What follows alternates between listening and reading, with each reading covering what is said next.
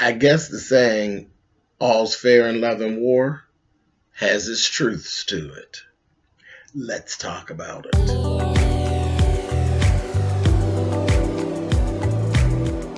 I'm like, come on through, Cookie. I'm going up on my soapbox. That's basically it. Let's talk about drag and all its forms.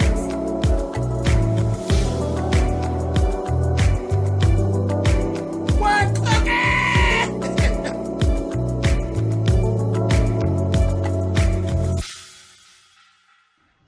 Hey guys, thanks so much for clicking on the video. This is another episode of Back Peddlin and Pussy Poppin'. But the only thing, see, it's kind of deep because we're going to talk about, I'm going to keep this short as possible, because this has been going on for quite a couple of days here. And I didn't want to jump in here until I kind of got a handle on what was going on. But it's a story, it's something that I couldn't have written better myself. You know, I love, whenever I'm writing, I love a good love triangle. I do. But this shit right here, this is like a rectangle with a circle slapped on top of it. It's some more shit. But it's a story of a McDonaldland character, a Muppet, a hermaphrodite, and we'll say a call girl, allegedly. Okay, so this is how it all started. Our girl, this one here, Claymation, she has this real bad issue of jumping on social media and spewing venom and then crying when it gets out there. Now, the tears haven't started yet. This one is really a plea for us to side with her and be angry with everybody else. Okay? So she jumped out in these streets and she made a post. And it went as such. Vincent Herbert is having a baby and his whore decided to let me know about it tonight. That stupid broke ass whore should check public records on Christmas before she goes through with it. He called back despite his protection order, begging and lying, like he's hanging out with Joe and Roxy from BET. Oh yeah, that's credible. No shade. However, before you judge me, know the facts. He's a real piece of work. Shaking my head. Happy New Year, folks. Ladies and gentlemen, know that 2018 is a fresh start, and if I can leave this liar, you can leave yours too. So, she posted that, and you know it was going to get started. It was going to get started, and everybody was like running around and didn't know exactly what was going on. Then the next thing you know, there was some accusations out there. There's some other stuff went back and forth where a name got tossed out there, and it was, of all people, Laura Govan. Now,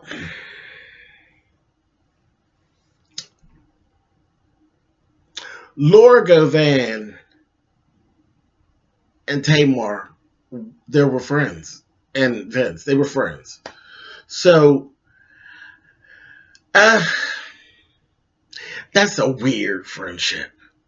You know, she has a real bad habit of running through friends and breaking up friendships and losing friends here and losing friends there. And I think she's been in and out with some pretty decent friends that I think really kind of fit, and she should have tried to hold on to, like her sisters. Okay, like her goddamn sisters.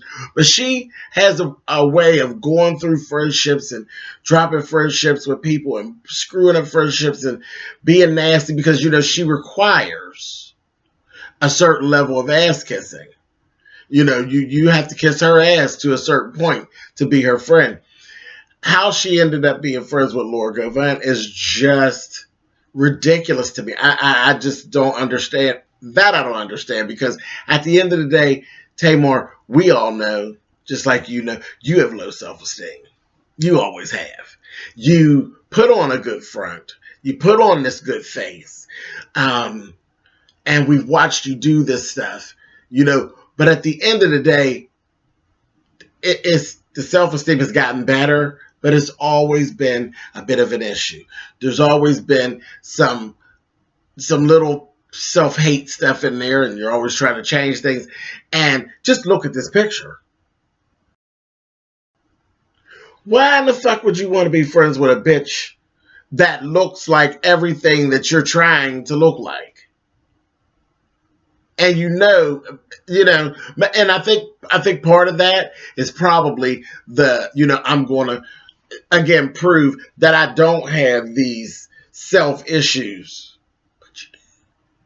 But you do. And you picked the wrong bitch because Laura Govan has a history of slipping and falling with her mouth open on dicks that don't belong to her. So why you would partner up with her? Like, I mean, as a woman, you should never feel less than to any woman, but have some wits about you. You know what I mean? Have some wits about you. That's just foolishness. And then you know who your husband is. You know who your husband is.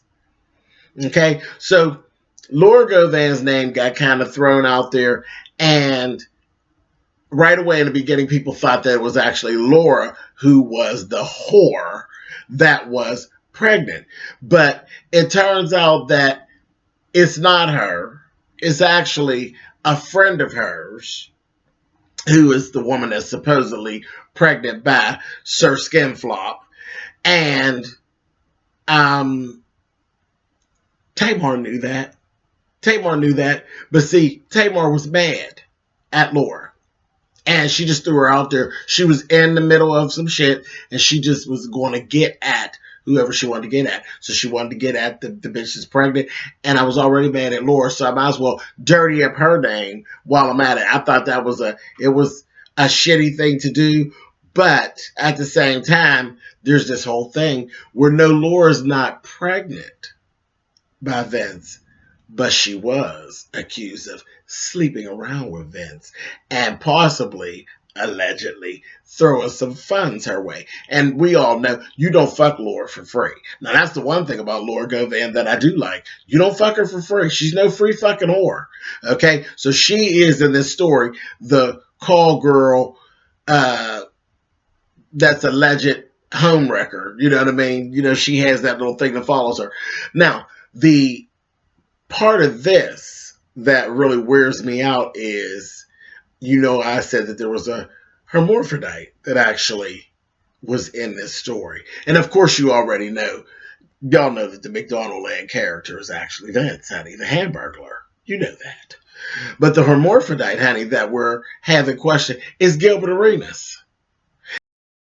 Now, Gilbert Arenas, I've taken Gilbert and Laura. They have 4 children together, a very sordid past, constant battles of child support money and this, that, thing, the other, and just constant battles of him trying to take her down, her trying to take him down. But the thing with Gilbert, I can't with you, Gilbert, because you got 4 kids by her, so she went in 4 times. I know she likes to secure the bag and all these different little things. But I just kind of just gave you a pass and said that you had some good penis. But you obviously have some bomb vagina too, because you, my dear, are one of the bitchiest men that I have ever run across. The way that you actually go with her, you got a twinkle a bitch and a twinkle a queen so far up in your ass that, child, I wouldn't want you nowhere near a closet that had my gowns in it. Gilbert, you're something else, honey. Gilbert is the one who actually provided all the receipts to Tamar about Vince screwing around with Laura. Where they do that at? Now, And that's the crazy part. These men, like, what is really going on? Gilbert, you hate Laura that bad. Like, he fucking hates her. There's nobody that can even deny. Gilbert Arenas fucking hates Laura Govan. Period. They got kids together. He fucking hates that bitch. He does not like her at all. You stooped so low that you ran to Claymation and provided her with all the receipts and all of this to make sure that she knew that this bitch was fucking her husband. Now, the part about that, you say, Gilbert and Laura ain't been together in 9 million years. So why do you even care who she's fucking, Gilbert? Seriously. Because you got that twinkle of bitch in your ass. That's why. And then, Tamar, you and Vince are separated. Y'all are separated. It's been this whole thing. It's all over the TV. And I kind of have not talked about it too much because I really thought that a lot of this was about the ratings for the show. I really didn't put a whole lot into this whole thing of Vince and Tamar getting divorced and all of this. And I seen Mama Eve floating around and she's doing all these interviews. I thought all of it was out of order, but I thought for sure that this literally, it was going to be one of two things that had to do with the show and that this being the last season of the show and trying to build the ratings. Or I know there was supposedly some money problems and things like that. I truly thought that even if there was really going to be a divorce, that it wasn't an actual no love thing and we really don't like each other and all of that, that it was kind of a money thing. You know, I thought this was being done for the IRS, honey. I thought it was, let me separate myself from him so when they go after him for this money he owes, they can't get my money. That's what I honestly thought. But now, no, there's shit going on. There's shit going on. It's crazy. It's really crazy. I believe that there really is, you know, I believe we've gotten to the point where Tamar and Vince are getting to the point where they don't like each other very much. And it's played out online. And that's another issue. See, I can actually go on with a whole nother video about that, about being online and being so in love and always throwing it into the atmosphere and into people's face. Because Tamar did a lot of throwing the fact that she had Vince into a lot of people's face. So there's a thing where there's some people who are going to feel sorry for Tamar. There's some people who are going to say, bitch, that's what you get. Because they were sick of it. They were sick of you throwing it in their face. You know, you were the girl who were on television. And not my man. I don't even allow no one around Vince and her. Y'all remember all that. And now you're looking foolish because Vince went and lost all this weight. And again, how many of us, now come on, be honest. Be honest. And we can put it in these comments. How many of y'all actually thought that Tamar really loved Vince? And how many of you have actually sat in your circles and said, no, y'all know good and well she married his fat ass about this money? Be honest. I dare you to put it in the comments. What did you think right away? Did you always believe that Tamar loved Vince? Did you ever believe that Tamar loved Vince? Or did you think it was about money? And I'll be honest, I thought it was about money. I thought it was about wanting to become who she has become. Because she was Tamar, Tony's sister. Now she's Tamar Braxton. Okay? So I've always thought it was a business move, and I didn't have no problem with it. I had absolutely no problem with it because I ain't going to sit and tell nobody no lie. Would I have dated the Hamburglar if he was actually working at the McDonald's? No. Would I have dated the Hamburglar and he's the one to discover Lady Gaga? Possibly. I like to release a little single every now and again, my goddamn self, okay? So, hey, I had no problem with it because I don't believe in the why child. You fucking why do it for free? You might as well get paid for it, you know, because it is what it is. Prostitution has always been the best job, honey. It's always been around. It's going to be prostitutes where we're all going, honey. But anyway, don't judge me. Anyhow, so that's the thing. And so when you do all of this, and it's this bragging, and there's this all this bravado that you provide, when shit starts to go ugly, then you got to deal with that fallout of that. That's that whole thing about dating online, dating on TV, being in the public eye. Now, there was another little piece of this. Tawanda Braxton had a little situation where she then liked a comment from somebody that basically kind of, I'm paraphrasing, but it basically said, "Oh, Tamar, bitch, that's what you get. It's karma, bitch." Because again, we've seen her berate all of her sisters' relationships and the failed relationships that they had right on television. So again, all of this stuff that's happening to Tamar, see, then you get tossed up in that again. Do we really feel sorry for her? Or is this karma attacking her for the way that she's actually attacked other people when their shit was all fucked up? So are you backpedaling and pussy popping now, Tamar? You not that bitch anymore? Now you're the damsel in distress and you need us to get behind you?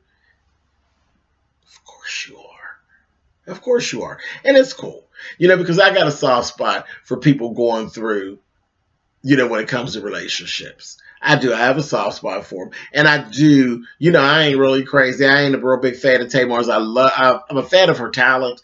I'm not a fan of hers personally. But I do feel kind of bad for her. I really do. I feel kind of bad for her because it's a bad place to be in. Even with the fact that they're breaking up, they haven't been together in months and all of that, you still got to feel a little bad for her because, one, it is embarrassing to have to stand in that shit and to have to now backpedal through that glop of shit that you've drug everybody through all this time. So I still feel a little bad for her, but I don't even know why. I think this whole thing right here, she's going to cry about this later, and I'm going to be sitting around, and I'm not even going to tell you that I'm not going to laugh when she started all this crying online. I'm not going to tell you that I'm not going to laugh because I think all of this was unnecessary, really. It was really unnecessary, but it was Tamar. This is the way Tamar does her thing. She believes in rallying the Tamartians behind her to help fight her battle. A lot of it was calculated. Yes, she wanted the Tamartians to go over there and attack Laura Govan. She knew that Laura wasn't the one that was pregnant. She knew it was a friend of Laura's. She knew that. But she meant to let Laura have it because, bitch, how dare you fuck my husband? How dare you smile in my face, take pictures with us and all of that, and get free cookies and fries down to the goddamn McDonald's? How dare you fuck my husband? Is that hey? Only in love and war. Only in love and war. I don't know. It's ugly. This is really, really ugly. But again, I believe you started believing a lot of your own hype, Tamar, and now you gotta dance in the shit and get your bike out of the shit. So, just kind of is what it is. I'm gonna keep my ear open. Oh, and again, that whole thing about what she said about the in the little text message about the Christmas thing and what the girl needs to check out, because Vince's ass then went and violated his damn PFA order and contacted Tamar and carrying on to line and being so sorry and all of this shit with that drunk shit. End up in jail. That wasted $20,000 getting out of jail Christmas Day with that bullshit. But that's, Vince is feeling himself too. He done drank too much of his Kool-Aid. He lost all that weight and all of that, and he is feeling himself. But then, you know what? There was never a secret that even being Sir, before he was Sir Skinflop and he was Sir Blob, he was kind of whorish in nature, is what I took from the story before he even got with Tamar. So once he lost the weight and then y'all were having all these problems, who in the world thought that Sir Flop a lot, honey, wasn't going to have like multiple women? He is the type of money and the type of pull to be able to do that. So Sir Skinflop is standing in his shit, being real groovy.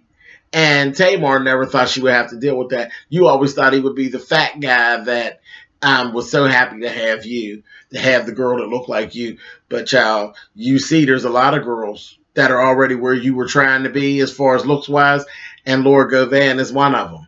I would love to see what this other girl who's supposedly pregnant looks like, but whatever. This is all a mess, and I'm gonna keep my ear to the ground, honey, and I'll let y'all know what I hear on this mess as it goes, because there's going to be more. There's going to be more, and I believe at the end of this, I believe that Miss Tamar is going to really,